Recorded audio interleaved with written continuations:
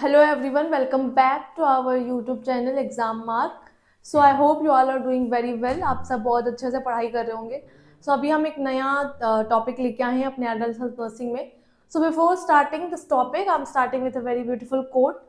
Be the change you want to see in the world. जो change आप दुनिया में देखना चाहते हो ना कि लोग ये चीज़ें नहीं करें, कोई मेरे को ट्रॉल ना करे, कोई मेरे को कुछ बोले नहीं, तो आप जो चीज़ दुनिया में देखना चाहते हो कि अरे अगर आप चाहते हो कि आपका फ्रेंड है ना अटेन करे, वो एम्स नॉट सेट क्रैक कर ले, सेमेस्टर एग्जाम में फर्स्ट आए, तो आप पहले वो चेंज लाओ. आप चाहते हो कि आपकी सिस्टर है ना, आपका जो ब्रदर है, आपका सिस्टर, आपका छोटा भाई बहन, वो पहले पढ़ाई शुरू कर दे, तो आप पहले खुद पढ़ना शुरू करो. अगर आप स्टडी नहीं करोगे तो जो भी आपके एल्डर्स यंगर सिबलिंग्स हैं वो भी स्टडी नहीं करेंगे. So as younger one, as elder one, आपको वो चेंज बनना है जो आप दुनिया में देखना चाहते हो. So let's start our adult nursing का नेक्स्ट लेक्चर. इस नेक्स्ट लेक्चर में हम तीन डिसीज कंडीशन फिर डिस्कस करेंगे, जैसे पहले लेक्चर में हमने डिस्कस किया था. तो इस लेक्चर में हम पहला जो डिसीज कंडीशन डिस्कस करने वाले हैं वो है intracranial and cerebral aneurysm. So okay, cerebral aneurysm या फिर इंट्राक्रेनियल एनोरिज्म क्या होता है, इसको इन डिटेल हम डिस्कस करेंगे. So intracranial and cerebral aneurysm. Starting with a definition, a cerebral or intracranial aneurysm is localized dilation or ballooning of a cerebral artery. क्या होता है ये cerebral aneurysm? क्या होता है? It is a localized dilation or ballooning of a cerebral artery.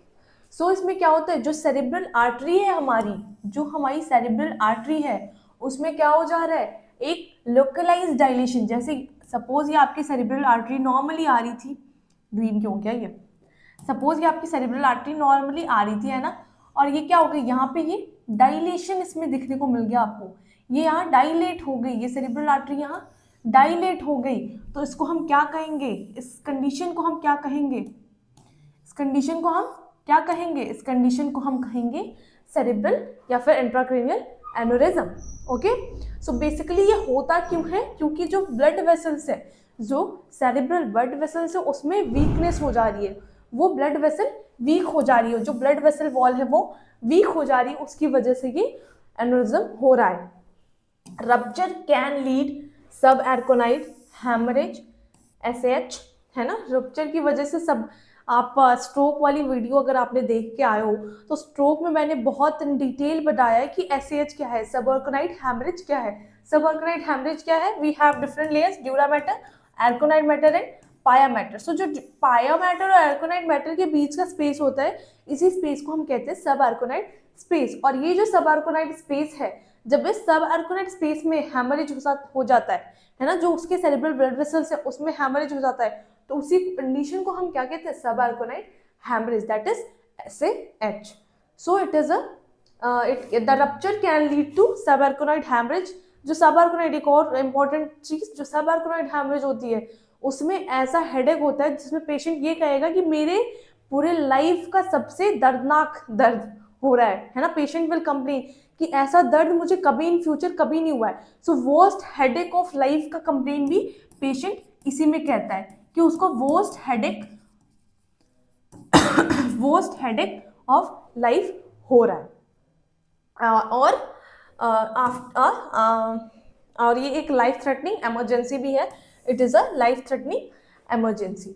So intracranial and cerebral aneurysm are often used interchangeably. आप intracranial कहो या सेरिब्रल कहो, इसको इंटरचेंजेबली हम यूज कर सकते हैं. जैसे स्ट्रोक और सीरियस सिमिलर, वैसे intracranial and cerebral are used interchangeably. Okay, so there are different types of aneurysm. So first one is saccular, then next is fusiform, then third one is dissecting.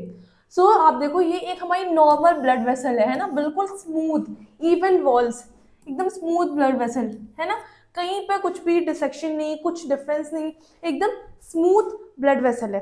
Then next आप देखोगे secular वाले में, जो secular वाला है अपना fusiform aneurysm जो है, फ्यूजिफॉर्म एनोरिज्म में देखोगे एक बैलूनिंग टाइप आपको दिख रहा है ना.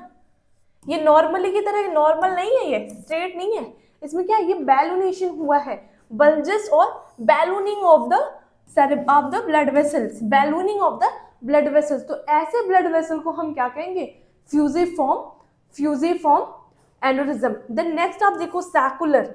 सो ये एक साइड में बस, इसमें क्या है, ये दोनों साइड में बल्जिंग हुए, दोनों साइड में बल्जिंग हुई है, उसको हम क्या कहेंगे, फ्यूजिफॉर्म। उसको क्या कहेंगे, फ्यूजिफॉर्म। दोनों साइड में बल्जिंग, फ्यूजिफॉर्म। लेकिन एक साइड में बल्जिंग बस हो रही है, उसको हम क्या कहेंगे, सैकुलर। एक साइड में बस बल्जिंग हो रही है ब्लड वेसल के, उसको हम क्या कहेंगे, सैकुलर। डिसेक्टिंग कब कहेंगे, जब उसमें कोई ओपनिंग या डिसेक्शन प्रेजेंट होगा, तब उसको हम बोलेंगे dissecting aneurysm. Okay, so types of cerebral aneurysm in detail. तो पहला है हमारा सैकुलर एन्युरिज्म या फिर बेरी एन्युरिज्म। ब्लूबेरी जो खाते हो, so not blueberry, it is berry aneurysm. Berry aneurysm इसका नाम क्यों है सैकुलर वाले का, क्योंकि राउंड शेप, जैसा बेरी का शेप होता है ना, वैसे शेप का ये एन्युरिज्म हो रहा है। इसको हम इसलिए हमने इसका नाम क्या रख दिया, बेरी एन्युरिज्म। ये सबसे कॉमन टाइप ऑफ एन्युरिज्म है। अगर ये यहाँ से भी आपका क्वेश्चन बन जाएगा, है ना, क्वेश्चन आपका आ सकता है कि which of the following is the most common type of aneurysm. तो उसमें आपको ऑप्शन दिया है सैकुलर, और फिर नेक्स्ट क्या है, फ्यूजिफॉर्म और डिसेक्टिंग और नन ऑफ द एबव। तो आपको उसमें टिक करना है कि saccular is the most common type. Okay, so next is round sac like out pouching. इसमें क्या है, सैक लाइक आउट पोचिंग हुई है, जो हमारे ब्लड वेसल्स है उसमें सैक लाइक, सैक की तरह उभरा हुआ हिस्सा दिखने को मिल रहा है, sac like out pouching is present. और ये कहाँ होता है, basically commonly found in circle of Willis. Commonly it is found circle of Willis. जो सर्कल ऑफ विलाइज है, इन डिटेल आपको एनाटॉमी की क्लास में मिल जाएगा। उस सर्कल ऑफ विलाइज में ये प्रेजेंट होता है, circle of Willis. And then high risk for rupture. ये जो भी केसेस होते हैं, इसमें रप्चर का रिस्क बहुत हाई है। ऐसे केसेस में risk of rupture is very high. Then next हमारा जो टाइप है, second type is fusiform. Fusiform में क्या हो रहा था, फ्यूजिफॉर्म में अगर आपको याद हो तो क्या हो रहा है, फ्यूजिफॉर्म में, फ्यूजिफॉर्म में बैलूनिंग हो रही है ना, ये है फ्यूजिफॉर्म टाइप। फ्यूजिफॉर्म टाइप में क्या हो रहा है, इसको देखो, फ्यूजिफॉर्म टाइप में क्या हो रहा है, फ्यूजिफॉर्म टाइप में क्या हो रहा है, बैलूनिंग हो रही है ना, बैलूनिंग हो रही है, बैलून की तरह ये फूल गया है दोनों साइड से। इसमें एक साइड से फूला था सैक लाइक स्ट्रक्चर, इसमें जैसे बैलून फुलाते हो तो दोनों साइड से वो फूल रहा है। सो बैलूनिंग हो रही है, उसको हम क्या कह रहे हैं, फ्यूजिफॉर्म एन्युरिज्म। एन्युरिज्म टर्म का मतलब क्या है, कहीं ना कहीं से ब्लड वेसल्स इतनी वीक हो जा रही है कि वो बाहर की तरफ निकल जा रही है। जैसे हर्निया के केस में एब्डोमिनल वॉल इतनी वीक हो जाती है कि जो ऑर्गन्स है वो बाहर की तरफ आते हैं, वैसे ही इसमें ब्लड वेसल्स इतनी वीक हो जा रही है कि उसका आउट पॉचिंग हो रहा है। सो इसमें स्पिंडल शेप डायलेशन होता है। स्पिंडल देखा है, स्पिंडल शेप डायलेशन प्रेजेंट होता है। It involves entire vessel circumference. तो ये क्या कर रही है, इंटायर वेसल सर्कमफरेंस हुई है, ये पूरे सर्कमफरेंस को इन्वॉल्व करती है, क्योंकि ऐसे आउट पॉचिंग होती है तो पूरे सर्कमफरेंस को ये इन्वॉल्व करती है। And it is less common type, it is less common type, ये ज्यादा कॉमन नहीं है। सबसे ज्यादा कॉमन टाइप कौन सा है अपना, सबसे ज्यादा कॉमन टाइप सैकुलर है। The next is dissecting aneurysm. What is dissecting, वो भी सिमिलरली बैलून टाइप होता है, लेकिन उसमें क्या टीयर हो गया आर्टरियल वॉल में। डिसेक्शन वर्ड से ही समझ में आएगा आपको, डिसेक्टिंग टाइप है, मतलब क्या हो रहा है, वहां पे टीयर हुआ है एब्डोमिनल वॉल, जो सॉरी आर्टरियल वॉल में टीयर हो गया है, तो उसको हम क्या कहेंगे, dissecting aneurysm. Then blood separate the vessels layer. Blood क्या कर रही है यहाँ पे, जो वेसल्स की लेयर है उसको सेपरेट कर दे रही है, जो वेसल्स की जो लेयर्स है वेसल्स के, उसको ब्लड सेपरेट कर दे रही है। टीयर हो गया, यहाँ टीयर प्रेजेंट है। And often associated with drama. ऐसे टाइप्स के जो डिसेक्टिंग टाइप ऑफ एन्युरिज्म होते हैं वो मोस्ट कॉमनली क्यों होते हैं, बिकॉज ऑफ ट्रॉमा। कोई ट्रॉमा का केस है तभी ऐसे टाइप का एन्युरिज्म आपको देखने को मिलेगा। Okay, next risk factors. So risk factors में पहला क्या है अपना, हाइपरटेंशन। अगर किसी पेशेंट को हाइपरटेंशन की प्रॉब्लम है, so that person is at risk of cerebral aneurysm. Not वो कॉज नहीं है, वो पर्सन रिस्क पे है। स्मोकिंग, स्मोकिंग किल्स, है ना, जो स्मोकर, आप जो भी स्मोकिंग वाले पैकेट्स आते हैं, यू कैन सी उसमें लिखा होता है कि smoking kills, but still people, है ना, उनको वो फूफू करने में मजा आ रहा है कि वो स्मोकिंग तो करेंगे, सो वो स्मोक करते हैं। सो वो उनको तो कोई मना कर नहीं सकता है, but still as nurses, as health care provider, it is our responsibility कि हम सबको यही बोले कि you should not smoke and take alcohol और drink a lot, but it's depend on the person, वो चाहते हैं या नहीं। So smoking kills. So smoking can be a risk factor for cerebral aneurysm. अब देखो जितनी भी डिसीज कंडीशंस हम न्यूरोलॉजिकल या फिर कार्डियो में या फिर हेमाटो में जितनी भी ऑर्गन्स में आप सिस्टम्स में पढ़ोगे ना, सारे सिस्टम्स में smoking and alcohol will be a major cause, चाहे वो लिवर हो, चाहे वो आपका कार्डियो हो, चाहे वो ब्रेन आप पढ़ रहे हो, न्यूरो पढ़ रहे हो, हर सब में ये smoking and alcohol will be a cause. Plus family history will be risk factors, अगर उनको हिस्ट्री है, हिस्ट्री ऑफ एनोरिज्म, सो वो भी एक कॉज है। Then congenital vessel defect by birth. Congenital term का मतलब क्या है? Something which is occurring by birth, कोई ऐसी चीज जो इंडिविजुअल में बाय बर्थ प्रेजेंट हो। जैसे आप कहते हो ना कि अगर किसी के बर्थ मार्क होता है, आप कहते हो ये तो जब से मैं पैदा हुई हूँ ना तब से ये मार्क है, it is my birth mark, है ना, ये मोल तब से है, it is a birth mark. So congenital का मतलब जो बाय बर्थ पेशेंट में ऐसी कोई डिफेक्ट प्रेजेंट हो तो भी वो भी एक रिस्क फैक्टर है। एथेरोस्क्लेरोसिस, प्रेजेंट ऑफ प्लेग, है ना, कोई प्लेग या फिर कोई फैट डिपोजिशन हो रहा है, present of fat deposition in the blood vessels, in the deposition, sorry, है ना, डिपोजिशन। सो अगर कोई फैट डिपोजिशन या प्लेग बन रहा है, ये सेरिब्रल ब्लड वेसल है, यहाँ कोई प्लेग बन रहा है, कोई प्लेग बन रहा है, यहाँ कोई फैट डिपोजिशन हो रहा है, तो वो भी एक रिस्क फैक्टर है for cerebral aneurysm. Then PC, okay, PCKD, polycystic kidney disease, है ना, पॉलीसिस्टिक किडनी डिसीज, जो हमारे बीन शेप किडनीज है, जो हमारी बीन शेप किडनीज है, इसमें क्या है, बहुत सारे सिस्ट का फॉर्मेशन हो रहा है, that can also be a cause for intracerebral aneurysm, not a cause, a risk factor. And then cocaine और stimulants use, अगर कोई इंडिविजुअल बहुत ज़्यादा कोकेन ड्रग्स, है ना, कोई ऐसे ड्रग्स का यूज कर रहा है बहुत ज़्यादा, तो वो इंडिविजुअल भी एट रिस्क है फॉर सेरेब्रल एन्यूरिज्म। सो ये आपके रिस्क फैक्टर्स हैं। पहला हमारा क्या था? Hypertension, then smoking, then family history, congenital vessel defect, atherosclerosis और polycystic kidney disease. Okay, next is clinical features. तो ऐसे पेशेंट में क्या क्लिनिकल फीचर्स देखने को मिलेंगे? अगर ऐसा कोई पेशेंट हमारे पास आ रहा है जिसको एन्यूरिज्म की शिकायत है, तो ऐसे पेशेंट में क्या क्लिनिकल फीचर्स देखने को मिलेंगे? ऐसे पेशेंट में क्या देखने को मिलेगा? हो सकता है कि जो एन्यूरिज्म हो वो अनरप्चर्ड हो, अनरप्चर्ड एन्यूरिज्म देखने को मिल सकता है ना। अगर आप सीटी एमआरआई कराओ तो आपको देखने को मिलेगा कि एक अनरप्चर्ड एन्यूरिज्म प्रेजेंट है। अगर डिसेक्टिंग टाइप का होगा तो वो रप्चर्ड होगा। देन ऑफन एसिम्प्टोमेटिक, ऐसे पेशेंट्स में बेसिकली कोई सिम्टम्स नहीं प्रेजेंट होते। पेशेंट में कंप्लेन ऑफ हेडेक, पेशेंट बोलेगा कि मुझे ना कभी कभी सर में बहुत दर्द महसूस हो रहा है। सो पेशेंट ऐसा कंप्लेन कर सकता है कि मुझे सर दर्द हो रहा है। क्रेनियल नर्व कंप्रेशन भी प्रेजेंट हो सकती है, क्रेनियल नर्व कंप्रेशन प्रेजेंट हो सकती है। एंड विजुअल डिस्टर्बेंस, या तो पेशेंट बोलेगा कि मुझे डबल विजन आ रहा है, डिप्लोपिया हो रहा है मुझे। What is diplopia? डिप्लोपिया मतलब डबल विजन। तो पेशेंट डिप्लोपिया का भी कंप्लेन कर सकता है, डबल विजन, या फिर उसको मायोपिया, या फिर उसको विजन में थोड़ा डिस्टर्बेंस हो रहा है, डबल दिख रहा है या फिर दिख नहीं रहा है, कुछ उसको डिस्टर्बेंस विजन में मिलेगी क्योंकि इसमें नर्व कंप्रेशन भी हो रहे हैं। सो ये सारे क्लिनिकल फीचर्स हमको इंट्रासेरेब्रल एन्यूरिज्म के पेशेंट में देखने को मिलेंगे। The next is ruptured aneurysm. Okay, ruptured aneurysm भी मिल सकता है जो कि आपको सब आर्कोनाइड हेमरेज मिलेगा अगर रप्चर्ड एन्यूरिज्म मिल रहा है। सो ऑलवेज रिमेंबर, अगर रप्चर्ड एन्यूरिज्म मिल रहा है तो वो सेकुलर टाइप वाला में ही रप्चर्ड होता है या डिसेक्टिंग टाइप हो, और उसमें worst headache of the life. हमेशा याद रखना, क्वेश्चन है ये, हमेशा पूछा जाता है कि पेशेंट कंप्लेन कर रहा है वर्स्ट हेडेक, कौन से टाइप का हेमरेज है आप बताओ। ऐसे क्वेश्चन आते हैं कि patient is complaining of worst, patient के वर्ड्स ये हैं कि I am experiencing the worst headache of my life, सबसे दर्दनाक दर्द हो रहा है उसको, तो कौन से टाइप का हेमरेज है, ये क्वेश्चन आएगा। So your answer should be subarachnoid haemorrhage, your answer should be subarachnoid haemorrhage. Then कब हम कहेंगे कि मेडिकल इमरजेंसी है? कौन से ऐसे साइन अगर आपको दिख गए तो आप बोलोगे कि इस पेशेंट को तो भाई मेडिकल इमरजेंसी है, जल्द से जल्द इसको हॉस्पिटलाइज करो। वो क्लासिकल साइन क्या क्या है वो के इधर लिखाइए।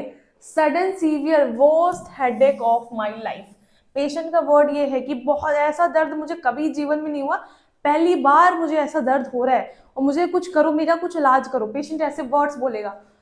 उसको हमको as soon as possible immediately हमको पेशेंट को क्या करना है?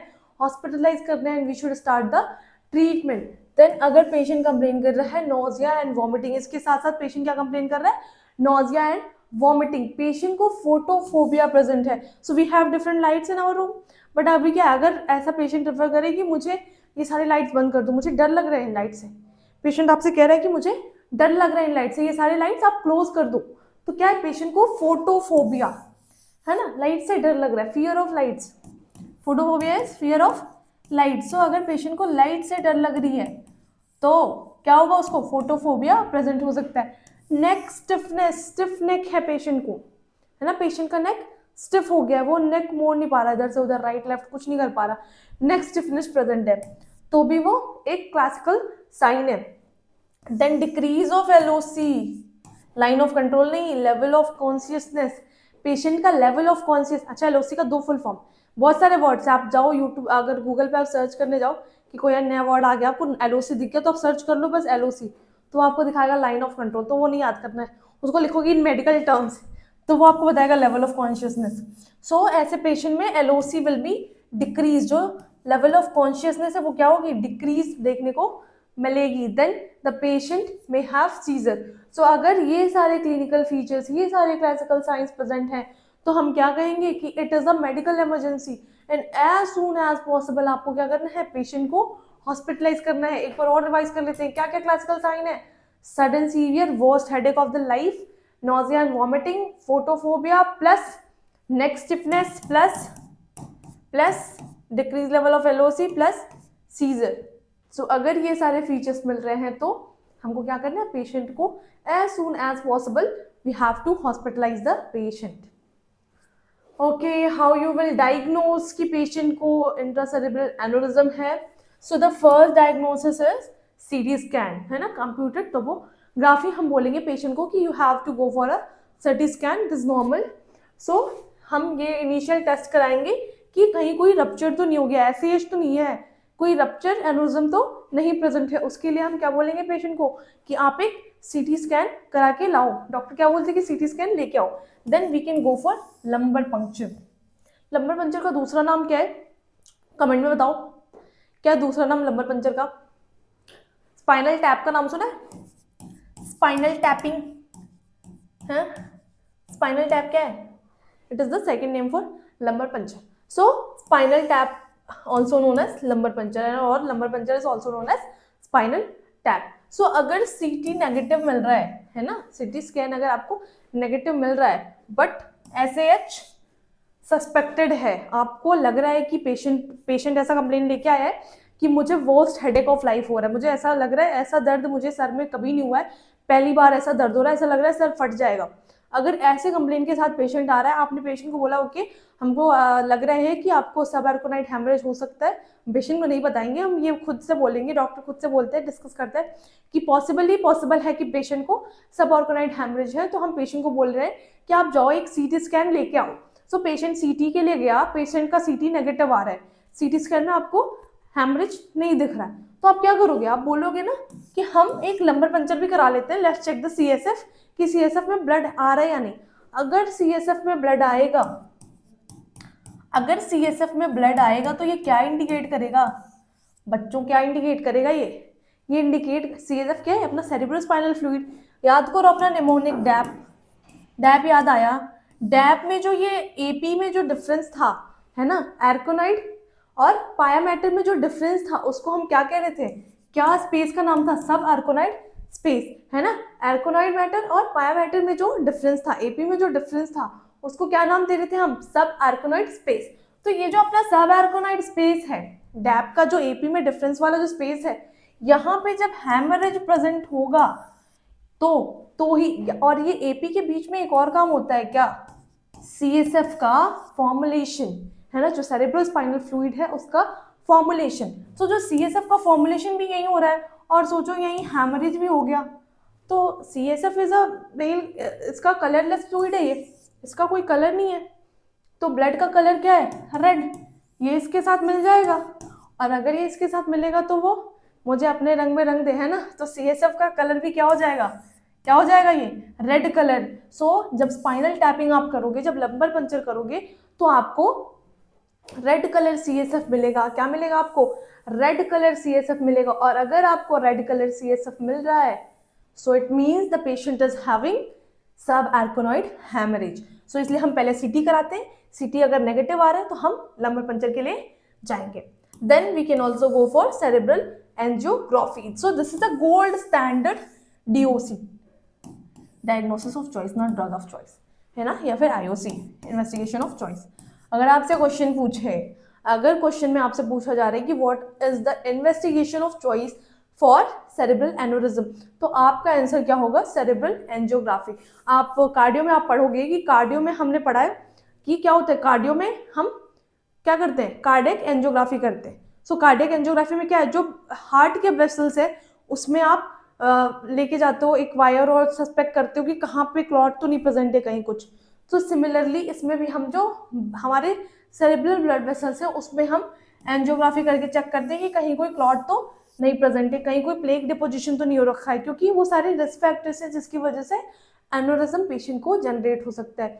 सो अगर आपको क्वेश्चन आता है कि which of the following is a gold standard और which of the following is investigation of choice for cerebral aneurysm, अगर क्वेश्चन आ रहा है which of the following is the investigation of choice for cerebral aneurysm, so your answer should be cerebral angiography and not CT scan और lumbar puncture और MRI।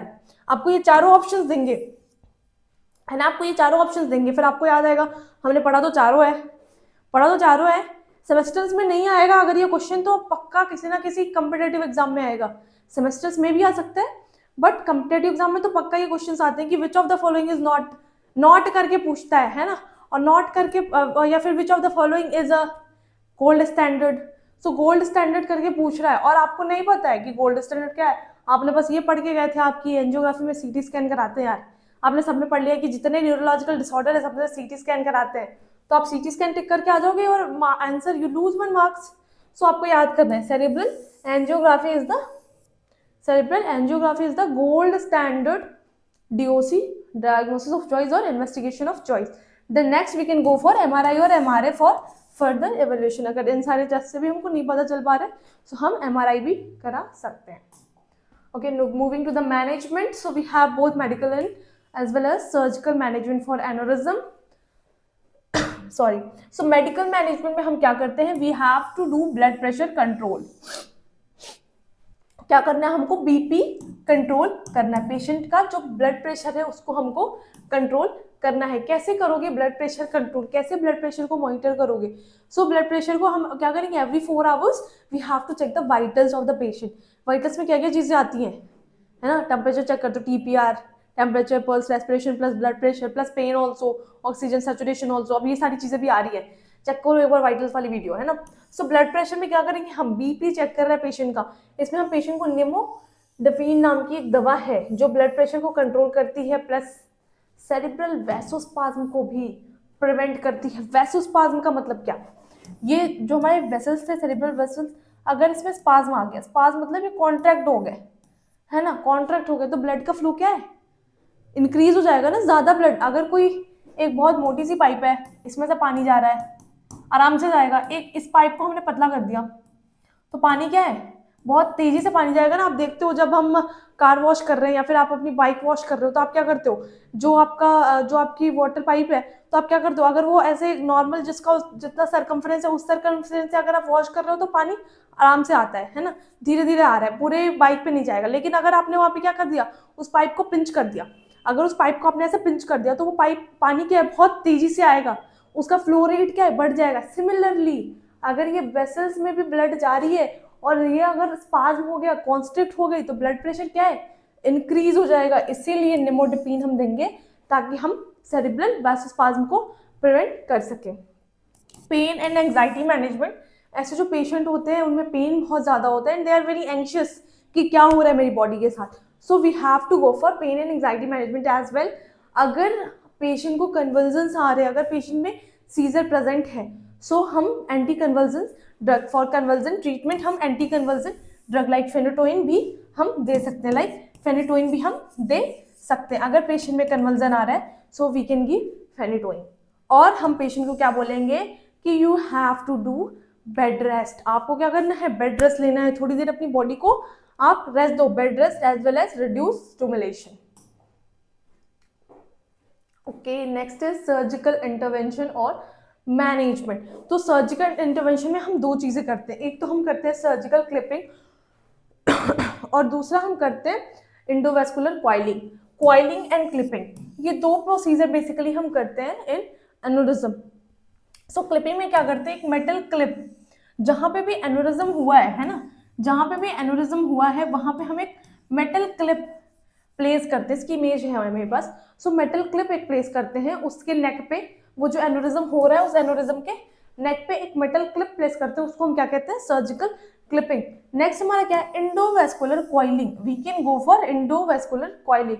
So platinum coils placed to prevent rupture, है ना। तो coils जहां पे भी aneurysm हुआ है वहां पे हम क्या करेंगे, कॉइलिंग करते हैं, प्लैटिनम कॉइलिंग करते हैं, ताकि उस रप्चर को हम प्रिवेंट कर सके। सो इसका इमेज हम देख लेते हैं।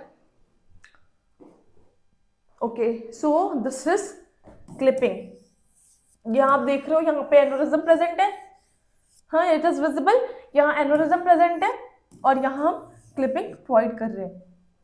The next one is coiling. देखो इसमें हम कॉइलिंग कर रहे हैं ताकि ये रप्चर ना हो, ताकि ये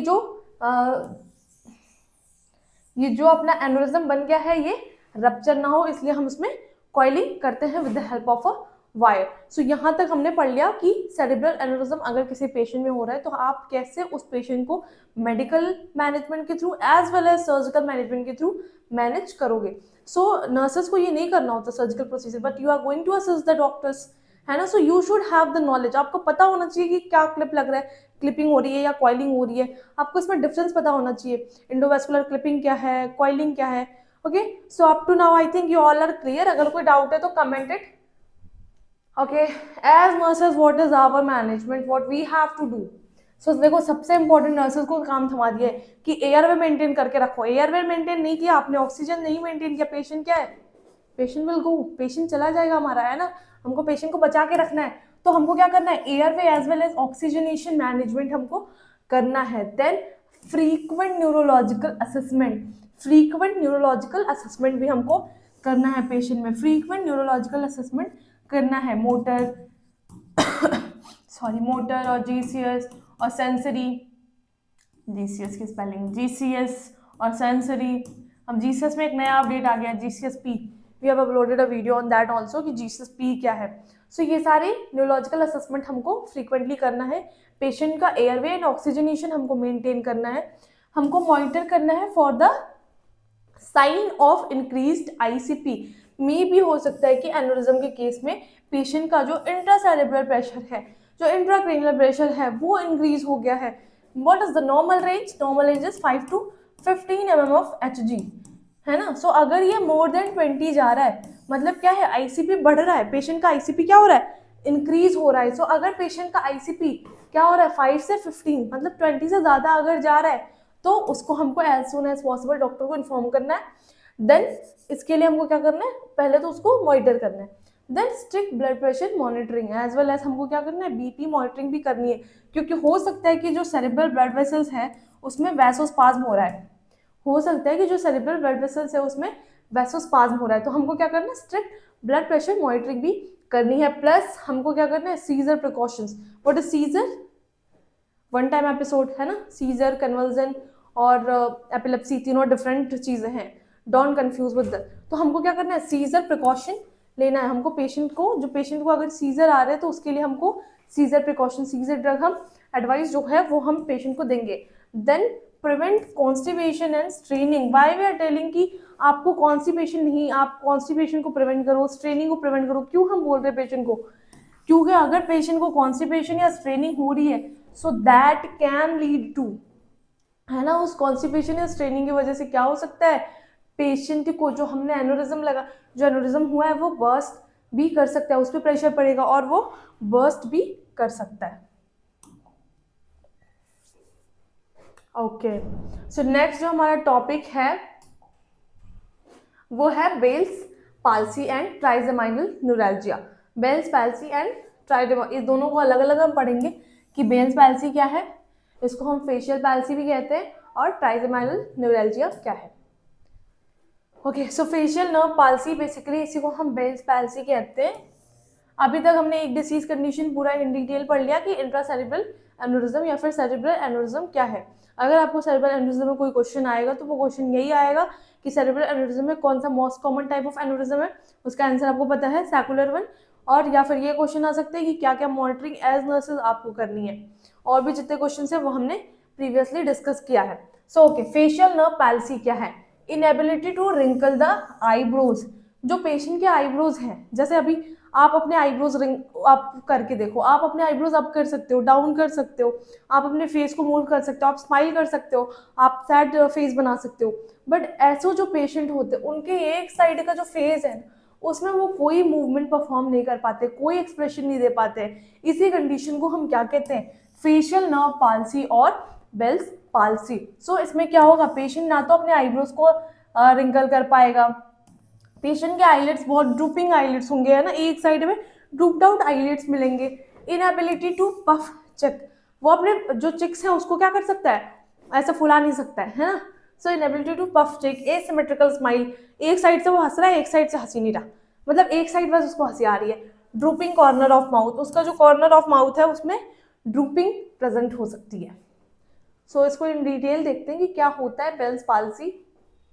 यहाँ पे एक इमेज है, देखो ये नॉर्मल फेस है इस लड़की का, है ना, how cute she is looking, है ना, नॉर्मल आईब्रोज, एक बढ़िया एक्सप्रेशन दे दी है ये। अभी इधर देखो, इसके आईलिड्स क्या है, ड्रूप्ड हुए हैं, आईब्रोज क्या है वो रिंकल नहीं कर पा रही है। इधर से ये स्माइल तो कर रही है लेकिन इधर सैड फेस बना हुआ है, और इधर क्या है, फेशियल ट्विचिंग है फेस में। सो अगर ये सारे फीचर्स, एक साइड का पूरा फेस क्या है, आपको एक साइड का फेस रिकॉग्नाइज ही नहीं हो रहा है कि वो नॉर्मल फेस है, तो इसी कंडीशन को हम बेल्स पाल्सी या फिर फेशियल पैरालिसिस भी बोलते हैं। Okay, so starting with Bell's palsy definition. What is Bell's palsy? So it is an acute unilateral paralysis of facial nerve, cranial nerve. Which cranial nerve is called as facial nerve? Cranial nerve 7th. So CN7th, है ना। सो cranial nerve 7th में कोई damage हो गया जिसकी वजह से patient को बेल्स पाल्सी हो रही है, कॉज बाय इन्फ्लामेशन और compression of the nerve, inflammation और कंप्रेशन ऑफ द नर्व। जो नर्व्स है उसमें या तो इन्फ्लामेशन हो गई है या फिर उसमें कंप्रेशन हो गया है। सो बेसिकली फेस पाल्सी क्या है, एक किसी एक्यूट कंडीशन है ये, और फेस का एक साइड, आइदर राइट और आइदर लेफ्ट, कोई एक साइड, आइदर राइट और आइदर लेफ्ट, कोई एक साइड उसका पैरालाइज हो गया, उसी को हम क्या कहेंगे, उसको Bell's palsy. Okay, causes and risk factors. So what are the different causes जिसकी वजह से ये बेल्स पाल्सी होता है, एंड रिस्क फैक्टर्स क्या क्या हैं। सो पहला है इसमें आपका viral infection, commonly herpes simplex virus. अगर हर्पीज सिम्प्लेक्स वायरस है तो हम कह सकते हैं कि पेशेंट को ये अगर वायरस है तो पेशेंट का क्रेनियल नर्व 7 डैमेज हो सकता है, क्रेनियल नर्व 7 डैमेज होगा तो पेशेंट को बेल्स पाल्सी हो सकती है। Then stress can cause, then in pregnancy is a risk factor, then diabetes is a risk factor, and recent upper respiratory infection, है ना, अपर रेस्पिरेटरी इन्फेक्शन अगर recent में पेशेंट को हुआ है तो that can also be a cause और risk factor. Then next is clinical manifestations, ऐसे पेशेंट में क्या क्लिनिकल फीचर्स देखने को मिलेंगे।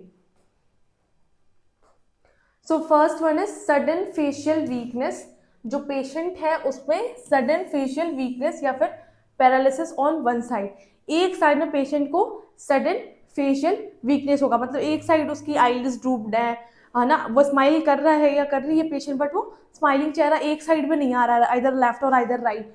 सो एक साइड में पैरालिसिस आपको देखने को मिलेगा। देन नेक्स्ट क्या है, ड्रूपिंग ऑफ माउथ, जो माउथ है उसमें क्या है, ड्रूपिंग प्रेजेंट होगी, drooping of mouth.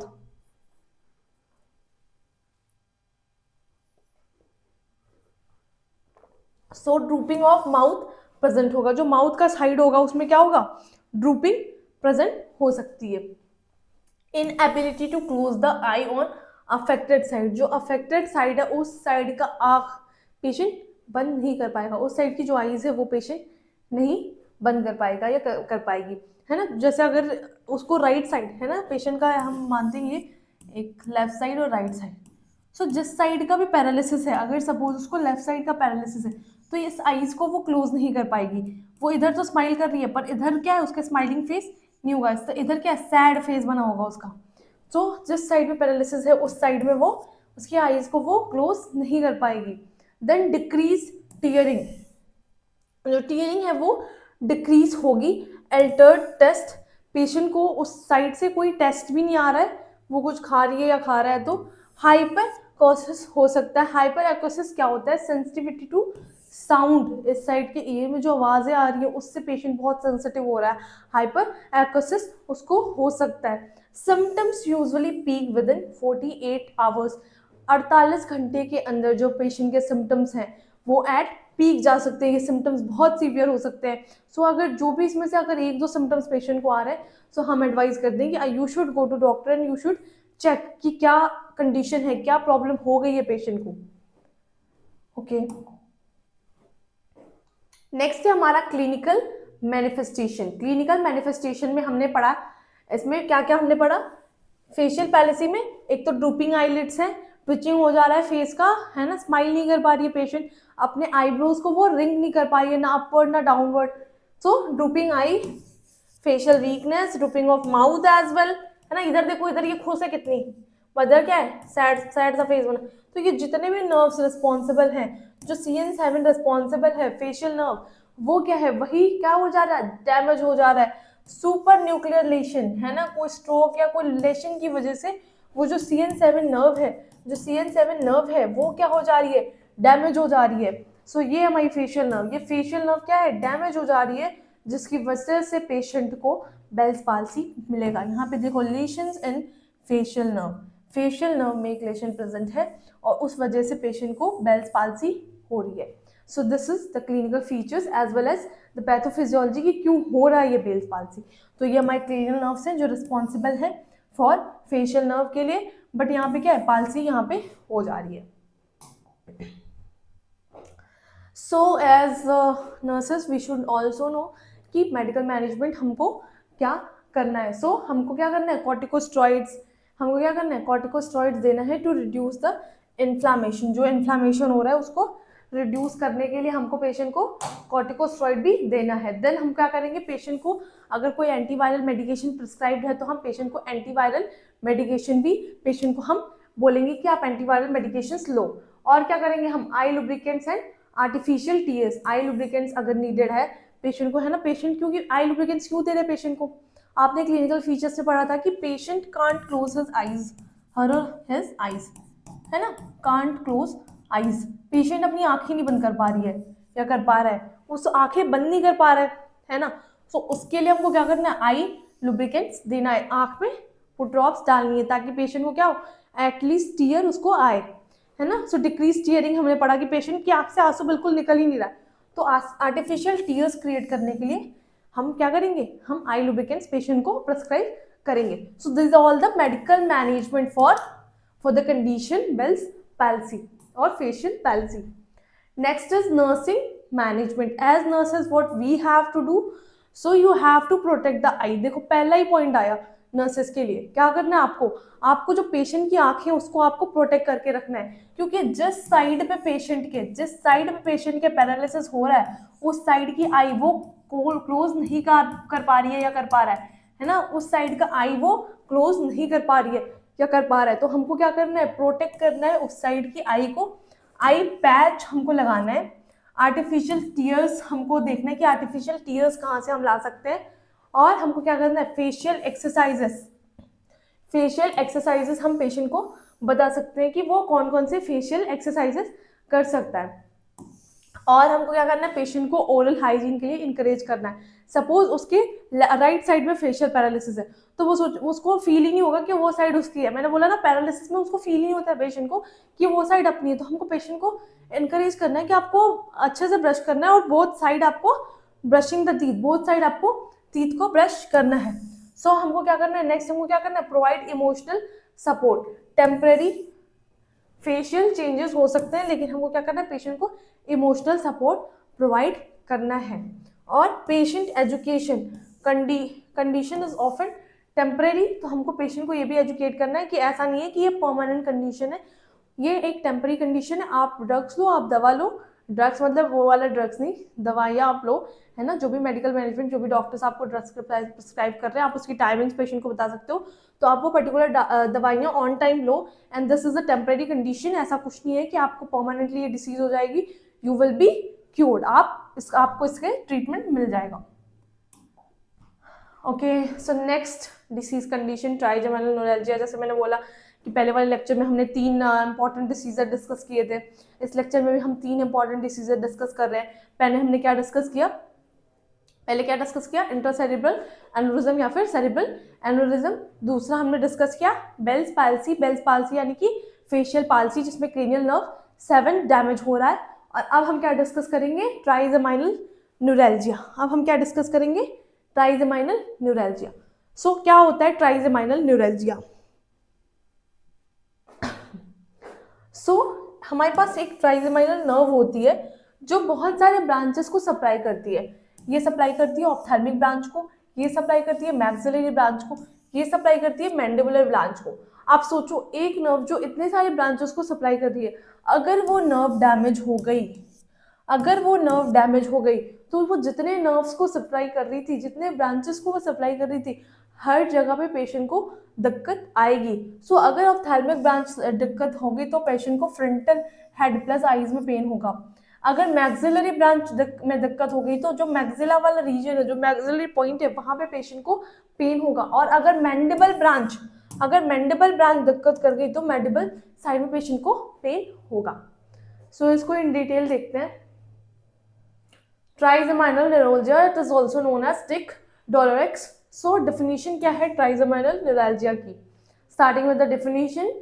So trigeminal neuralgia is a chronic pain condition affecting cranial nerve fifth. अभी हमने पढ़ा सीएन सेवंथ अगर अफेक्ट हो रहा है तो उसको क्या बोल रहे हैं, उसको हम अपन बोल रहे हैं बेल्स पैल्सी, है ना। लेकिन यहाँ पे कौन सा अफेक्ट हो रहा है, CN5। सो CN5 अगर अफेक्ट हो रहा है तो उसको हम क्या कह रहे हैं, ट्राइजेमिनल नर्व का अफेक्ट, ट्राइजेमिनल नर्व अफेक्ट हो रही है। सो इस कंडीशन को हम क्या कह रहे हैं, ट्राइजेमिनल न्यूरैल्जिया। क्योंकि जो CN5 है ना, जो CN5 इस नर्व का नाम ही क्या है, ट्राइजेमिनल।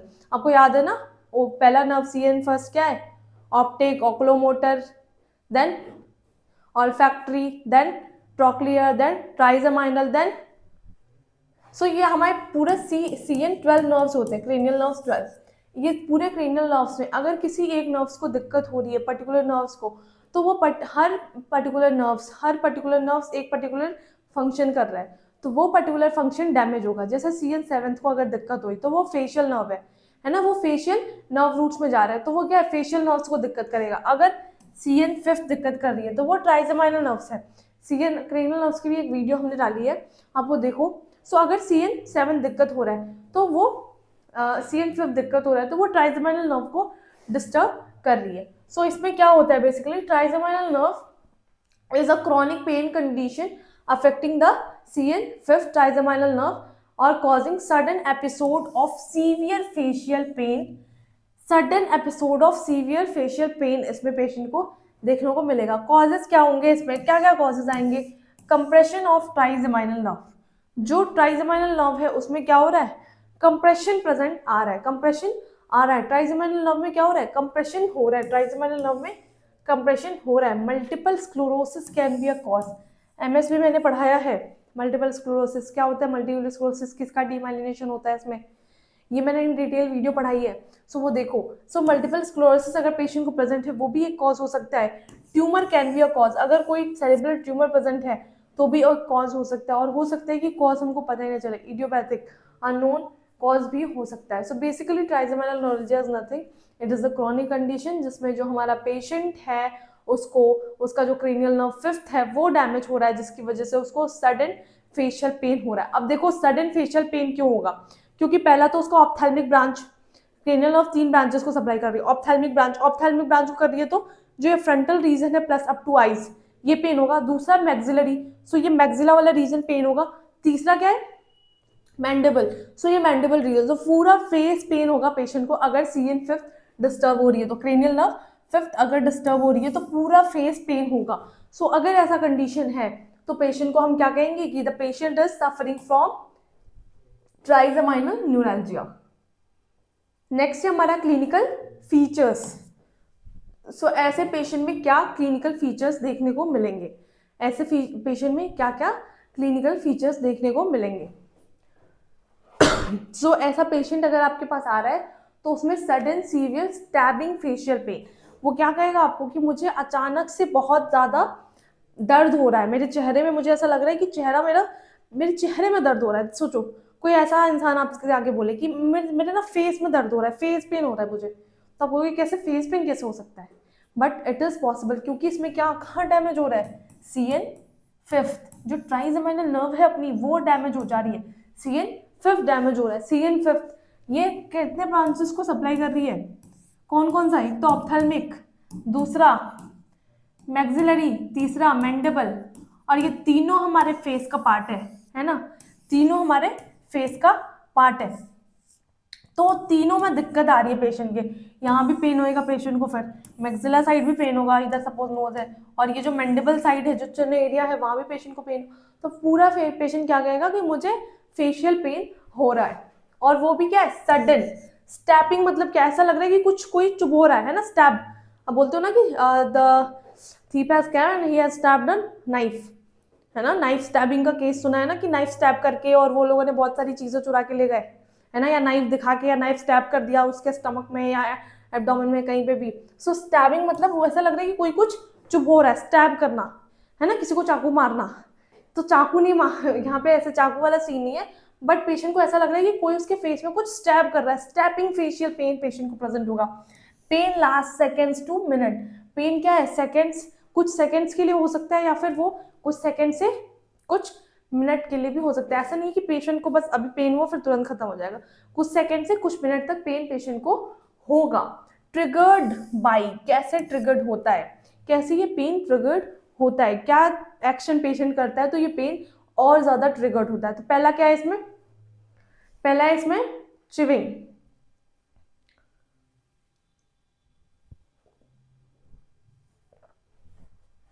तो अगर पेशेंट कुछ चबा रहा है ना, जैसे आप वो खाते हो च्युइंगम, तो अगर पेशेंट कुछ चबा रहा है, कुछ च्यू कर रहा है वो, या फिर वो फूड ही कुछ खा रहा है ना, चिप्स खा रहा है, चिप्स खाते हो आप लोग, कुरकुरे कुछ भी वो खा रहा है, सो अगर कुछ भी, या फिर सपोज रोटी सब्जी खा रहा है ना, पराठे खा रहा है, तो उसको क्या हो रहा है, वो जब कुछ भी खा रहा है तो उसको क्या हो रहा है, पेन हो रहा है, पेन प्रेजेंट है, सो ये उसका एक ट्रिगर एजेंट है च्युइंग।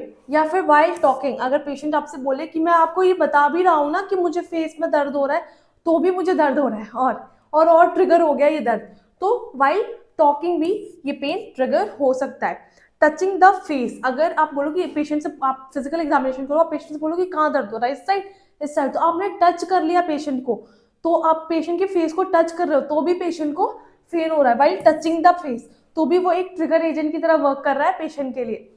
कोल्ड एयर, है ना, अभी विंटर्स चल रहे हैं, सो अगर पेशेंट कोल्ड, अगर अभी इस विंटर्स में वो बाहर निकल गया और ठंडी हवाएं तो चली रही हैं, तो अगर कोल्ड एयर उसके फेस पे आ रही है तो भी उसको दर्द वो ट्रिगर हो जा रहा है, and usually one side of the pain, और बेसिकली ये जो दर्द हो रहा है ये किसी एक साइड, है ना, यूनिलेटरल पेन होता है, या तो आइदर लेफ्ट और either right side of the face. So ये सारे हमारे क्लिनिकल फीचर्स हमको मिलेंगे देखने को।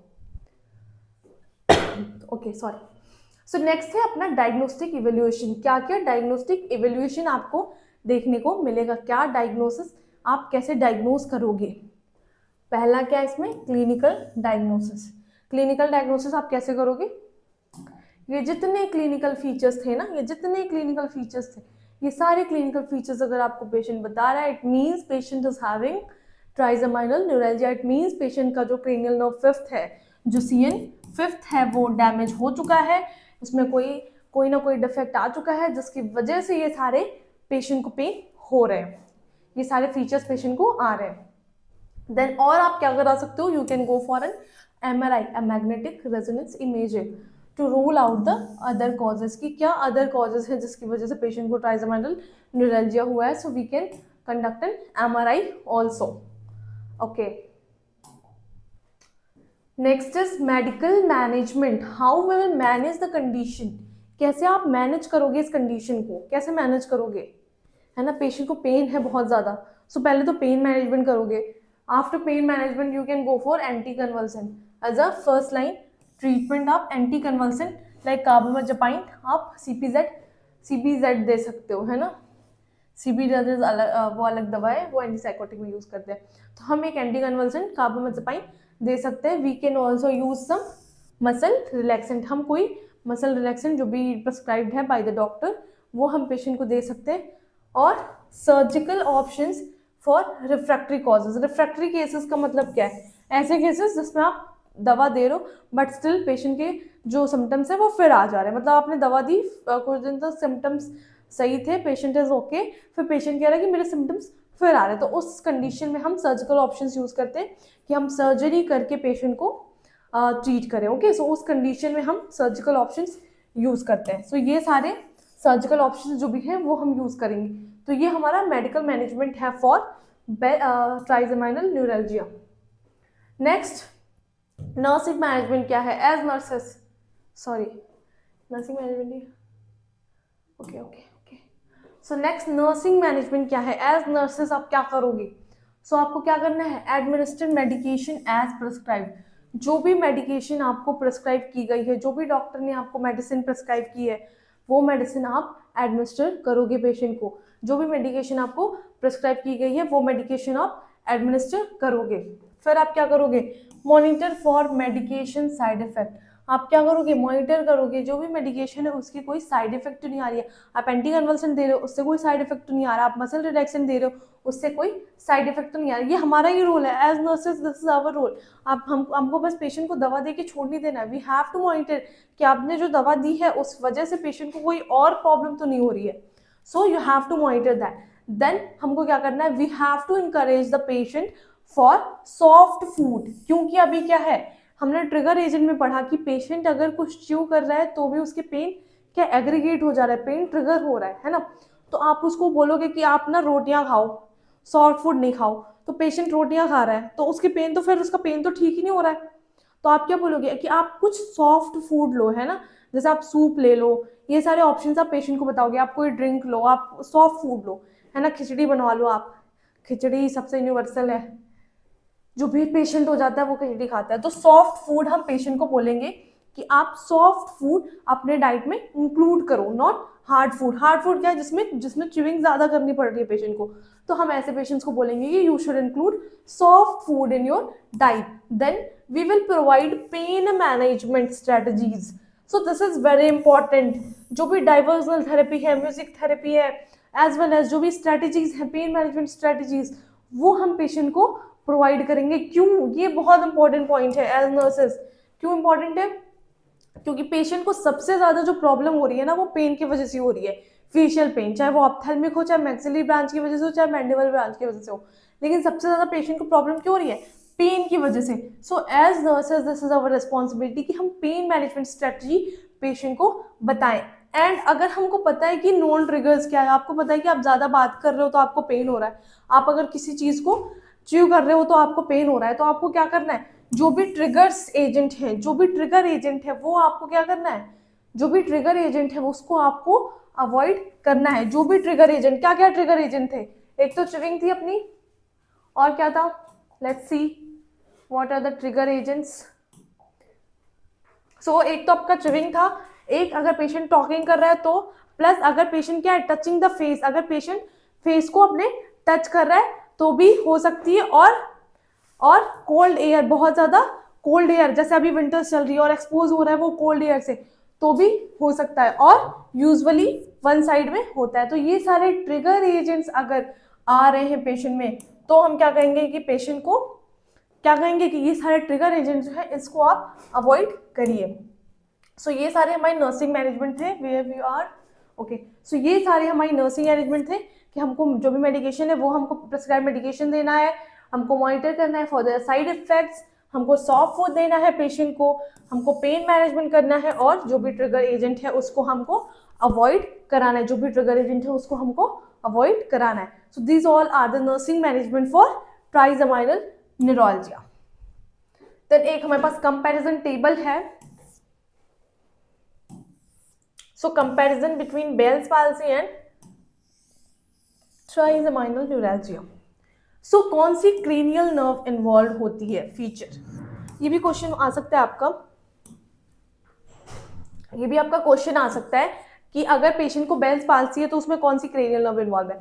तो आपको पता है कि cranial nerve see and seventh, cranial nerve seventh involve है इसमें। फिर अगर आपको ये भी क्वेश्चन आ सकता है कि ट्राइजेमाइनल न्यूरैल्जिया में कौन सा क्रेनियल नर्व इन्वॉल्व है, तो that can be see and fifth, cranial nerve fifth. So different types of cranial nerve है, और जो क्रेनियल नर्व में अफेक्ट करेगी उस क्रेनियल नर्व से कोई ना कोई एक नई प्रॉब्लम हो सकती है। ट्रॉक्लियर है अगर, तो वो क्या अपना CN4, वो क्या है CN4। Then next main problem क्या है।